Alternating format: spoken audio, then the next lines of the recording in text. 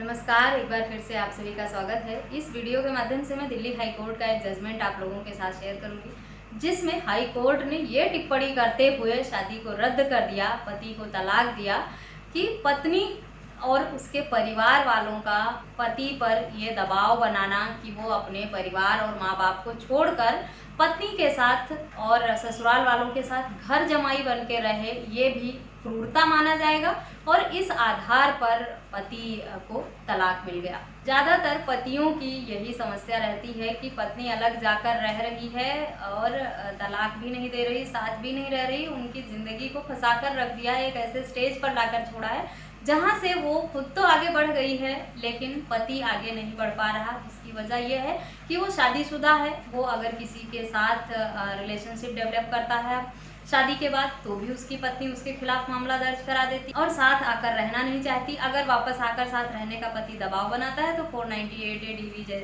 Act जैसे मामले उसके खिलाफ दर्ज करा दिए जाते हैं। अब पति बेचारा जाए तो कहाँ जाए। कोर्ट को अब ये बात धीरे धीरे समझ में आने लगी है और कोर्ट के फैसले इस बात को ध्यान में रखते हुए ही आ रहे हैं कि पत्नियां 498A डीवी एक्ट जैसे मामले का मिसयूज करने लगी हैं। पत्नी अलग रह रही है, वापस नहीं आना चाहती, साथ नहीं रहना चाहती तो परित्याग का ग्राउंड बनता है। और अगर पत्नी आरोप लगा रही है झूठे, माँ बाप से अलग रहने की जिद कर रही है या किसी भी तरह की मानसिक प्रताड़ना कर रही है तो क्रूरटी के ग्राउंड पर ही पति को तलाक मिलने लगा है। संबंधित मामले में भी कुछ ऐसा ही हुआ जिसमें पत्नी के परिवार वाले पति पर ये दबाव बना रहे थे कि वो अपने माँ बाप के साथ, परिवार के साथ न रहकर अपनी पत्नी और उनके माँ बाप के यहाँ आकर घर जमाई बनकर रहे, जो पति को मंजूर नहीं था। इसी बात पर उनके बीच में विवाद शुरू हुआ और पत्नी अपने माँ बाप के पास जाकर रहने लगी। 2001 में शादी हुई थी और 1 साल बाद ही दोनों अलग रहने लगे। अदालत ने ये पाया कि शादी के बाद जोड़ों को एक दूसरे से वंचित रखना इस बात की ओर इशारा करता है कि शादी कायम नहीं रह सकती और ये क्रूरता का भी काम करता है।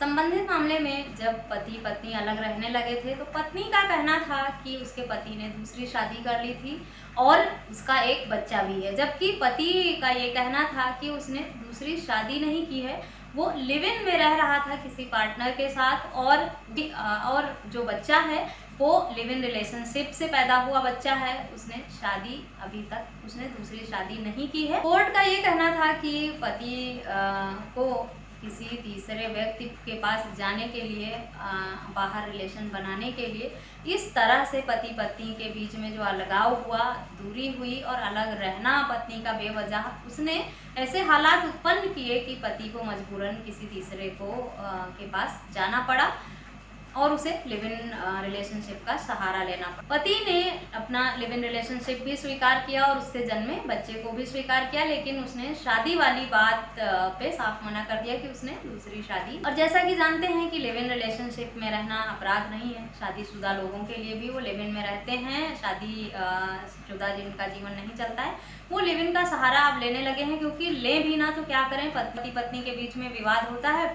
और दोनों अलग रहने लगते हैं। ऐसे में उनके बीच में मानसिक तनाव जो है वो दिन प्रतिदिन बढ़ता ही जाता है, लड़ाई झगड़े होते रहते हैं, अकेलापन होता है, फिर उन्हें किसी तीसरे को ढूंढना उनकी मजबूरी बन जाती है। और ऐसे में चाहे पति हो या पत्नी, उनका कहीं ना कहीं बाहर किसी के साथ रिलेशनशिप बन ही जाता है और ऐसे रिलेशनशिप बनाने के लिए कानून में किसी भी तरह के दंड का प्रावधान नहीं है, ना ही कोई सजा दी जाती है। लिव इन में पैदा हुआ बच्चा भी जो है वो कानूनी वारिस के रूप में ही माना जाता है, उसको भी अपने पिता से सभी हक अधिकार मिलते हैं शादी से जन्मे हुए बच्चे की वजह से। इसीलिए लोग अब अगर पार्टनर के साथ गलतफहमी होती है, अलग रहने लगते हैं, तो बजाय दूसरी शादी करने के लिव इन रिलेशनशिप को चुनना बेहतर ऑप्शन मानते हैं, क्योंकि उसमें इस तरह शादी जैसे विवाद भी नहीं होते हैं और उन्हें शादीशुदा होकर शादी करने के जुर्म में किसी भी तरह की उनके खिलाफ कार्रवाई भी नहीं की। इस मामले में पत्नी और उसके परिवार पर पति ने आरोप लगाया कि उस पर दबाव बनाया गया था कि वो अपने बूढ़े माँ बाप को छोड़कर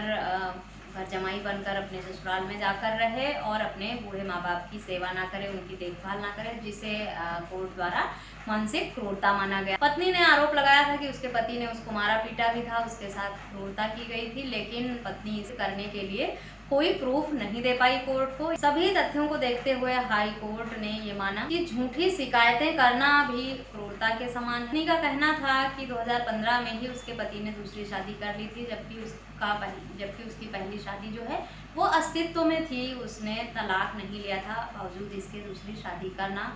पत्नी का ये कहना था कि वो अपनी बेटी के साथ जहाँ रह रही है वर्तमान में, वो रख रखाव के लिए और अपना घर का किराया देने के पैसे भी उसके पास नहीं हैं। हाई कोर्ट ने पत्नी को यह भी निर्देश दिया कि EWS कोटे से वो फ्लैट आवंटन के लिए आवेदन कर सकती है। साथ ही EWS कार्ड भी 15 दिन के भीतर उसका बनाने का निर्देश दिया। संबंधित मामले में पति के हक में फैसला होने का मुख्य कारण यही था कि पत्नी ने जो दलीलें कोर्ट में दी, जो बातें न्यायालय के समक्ष रखी, उसे साबित करने के लिए कोई भी एविडेंस नहीं दे पाई और पति ने जो भी तथ्य न्यायालय के समक्ष रखे वो काफ़ी थे क्रूरता और परित्याग को साबित करने के लिए, इसीलिए पति के हक में फैसला हो कि पत्नी बेवजह अलग रह रही थी पति से। पत्नी के पास कोई ऐसा रीज़न नहीं था कि वो पति से अलग रहे और कोई वैलिड रीज़न नहीं था पति से अलग रहने का। साथ ही पति पर दबाव भी बनाया था पत्नी ने अपने साथ घर जमाई बनकर रहने के लिए,